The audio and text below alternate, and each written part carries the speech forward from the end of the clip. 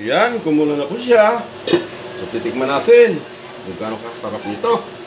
Yung ating adobo sa gata isdang tanigi.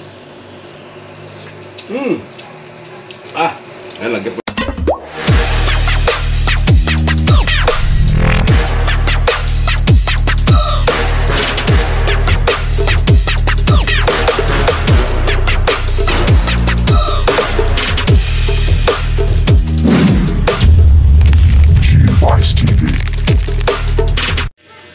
What's up mga guys? Magandang hapon po sa lahat. Welcome to the Ronald Zoom.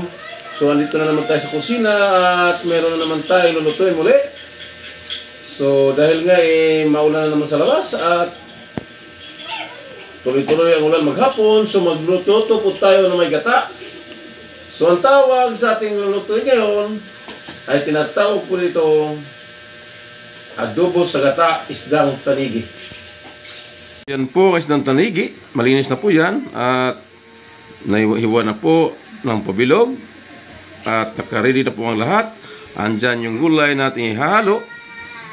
Andyan yung mga sangkap natin gagamitin. Andyan sibuyas, luya, bawang, chili flakes. At gagamit po rin tayo ng toyo, suka, at liquid seasoning. At itong gata, yan po ang ating gagamitin silbing gata ng ating tinatawag na adobo sa gata isdang tanigi.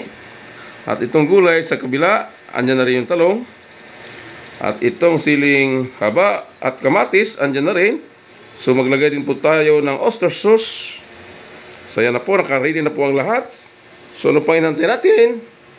Tayo na magsimulang magluto. So ang una natin gagawin, i-marinate muna natin ito sa toyo at paminta yung ating isdang tanigi bago natin ipiprito para talaga siya malasa. So ipiprito muna natin ito. So ibabad muna natin ito sa pamintang durog. Ito pa yung pamintang durog. Yan. At maglagay rin tayo ng oyster sauce. So yan. Ibabab muna natin ito sa oyster sauce. At maglagay po tayo ng konting suka. Mga asim. Konti lang. At itong toyo. Maglagay rin po tayo ng toyo.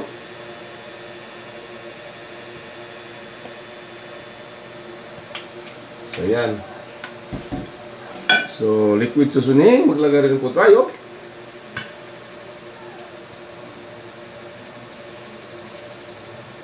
So yan, hahaluin na po natin ito. So, haluin na po nito. Ayan, malinis na po yung kamay natin. Naghugas na po tayo. So, ganun lang po kasimple yung ating proseso sa ating pagluto na tinatawag na adobo sa gata isdang tanigi. So yan, nakababad na po siya.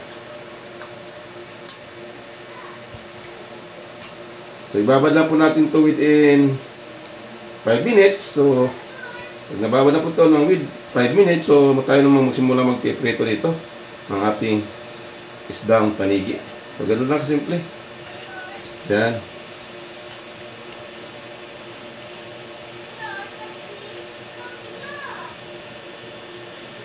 Magkikilaw sana tayo nito. Hindi na ganong kasariwaan yung ating nabili. So, yun atin na lang ay adobo sa gata ito. So, yan. Nakababa na po. After 5 minutes, so naibabad na po natin yung ating isdang tanigi, mga 5 minuto. So tayo naman magsimula magpiprito. Yan ang ating isdang tanigi.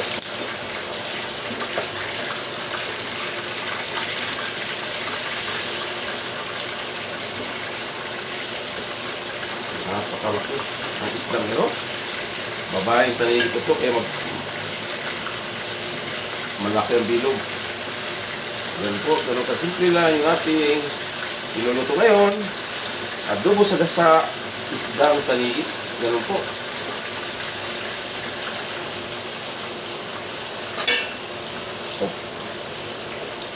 Yun, naluto na. Yung unang ating isinalang. So, naluto na yung unang batch natin sa ating pagpiprito. So, yan. Lipat natin ng ibang lagayan at isunod natin pangalawa. batch ng ating pagpiprito nitong isdang tanigi. So, ganito po yung ating gagawin. Piniprito muna bago adobohin sa gata para lalong sumarap ang ating nilulutong adobo sa gata isdang tanigi.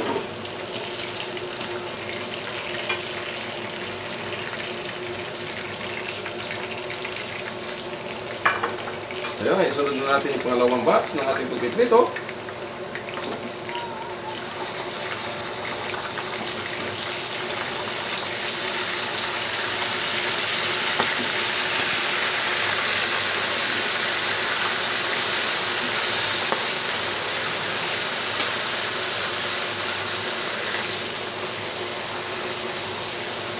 So yan, may lang, pag naluto na ito lahat, isusunod na natin ang pagluto ng may gata.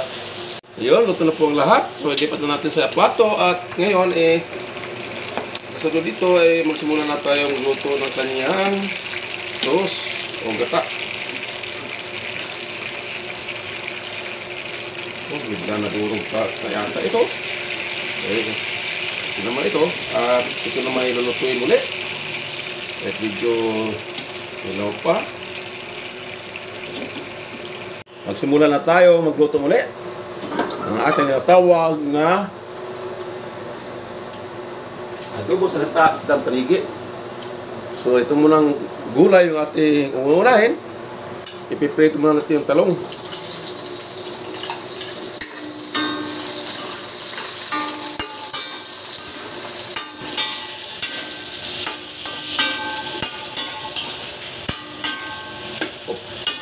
Ayan, naluto na ganyan talong. Ibalik na sa kanyang lagayan muna. At maya-maya, ayan, itatapin na natin ito pag naluto na yung ating ginatang isdang tanigi or adobo sa gata. So yun, isunod natin ito ang luya. So magsimula tayo mag-isa ng mga sangkap.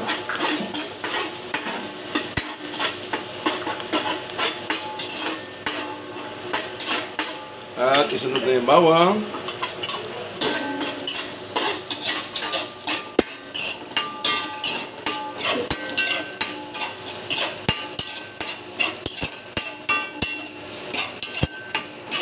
Antayin na natin yung golden brown, ang bawang. At isunod na yung sibuyas.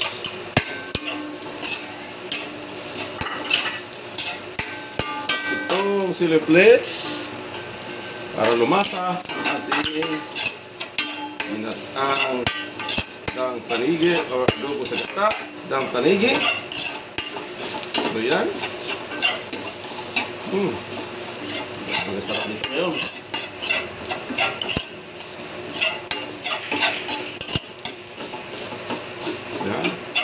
Luto na po yung mga sangkap. So ilagay na natin yung pinagbabaran kanina ng ating isdang tanigi. So, ito na yun.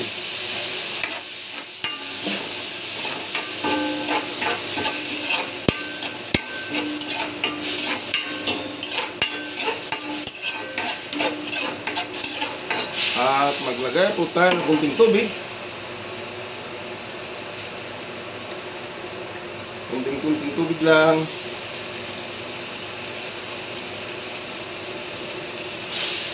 Ayan.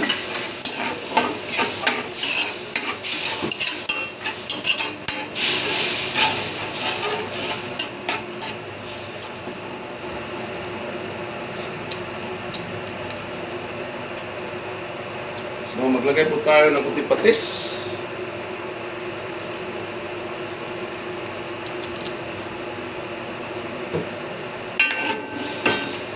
Santa natin kumulo ito bago ilagay na natin yung isda at yung gata. So ganun po, kasimple lang yung ating niluto ngayon. Adobo sa gata isdang tanigi.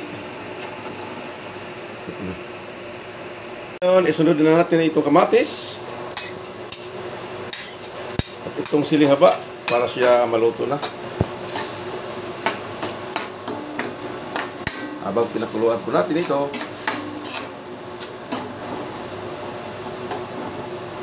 so So yan, hantay lang natin kumulo at hanggang sa maluto yung kamatis, lagyan na natin yung isda. Kumulo na po siya at naluto na yung kamatis. Ngayon ilagay na natin yung isdang tanigi na ating piniprito kanina. Yan siya. Kung gaano kasarap niyan.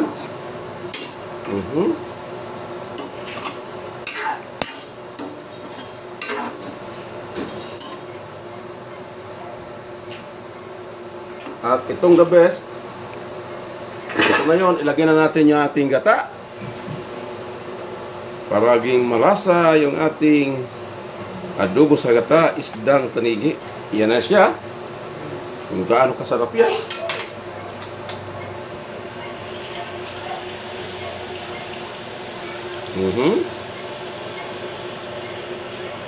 Yan.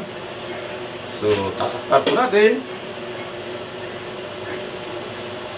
Antayin lang natin maiga-iga yung gata at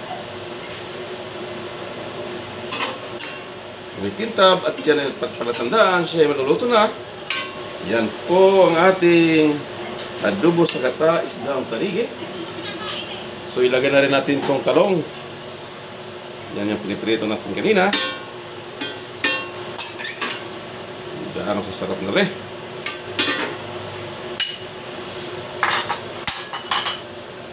So yan, tatakpan natin. Antayin na natin mega-iga yung ating gata. Yan, kumulo na po siya. So titikman natin kung gaano kasarap nito yung ating adobo sa gata, isdang tanigi. Yan, lagyan po natin ng kalasa na parang nakalong sumarap yung ating ginatang isdang tanigi. So yan, lagyan na natin yung gulay na pipsay. Ito na siya. Ito na siya yung ating gulay na pipsay. Lalong sarap yung ating ginatang isdang tanigi. So mga lang minuto na lang ito. Ang kasunod dito ay nasa misa na po.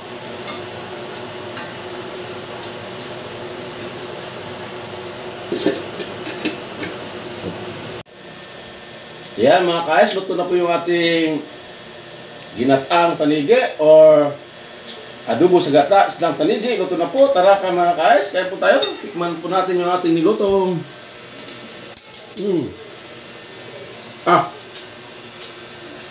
Sarap nito.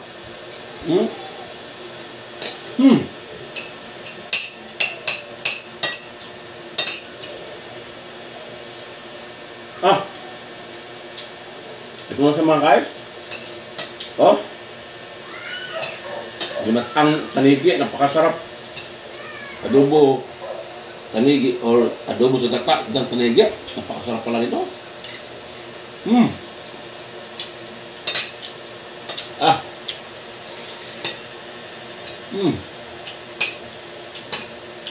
Suwabe. Ako Diyos ko, maparami ang kaya mo nito.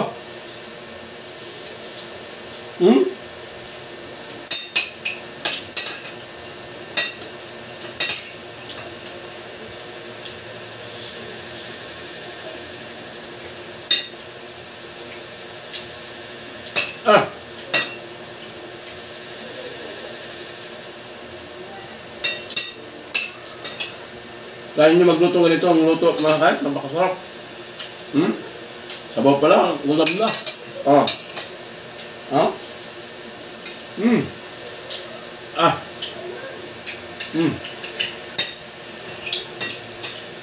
Adobo sa gata, isdang tanigi. Yan po ang buong kaganapan ngayong araw. So shout out po sa lahat ng aking mga silent viewer na patuloy na subaybay sa aking channel. Sa aking mga kagrupo, yung Love Team, sa aking kasama mo YouTube Eyes, sa aking customer sa YouTube Eyes, shout out po sa lahat. So hanggang dito na lang. Thanks for watching. Hanggang sa muli. God bless us. And bye-bye. Go, go, go, go, go, go, go, go, go, go, go, go, go, yo, go, go, go. Hustle hard, hustle every single day.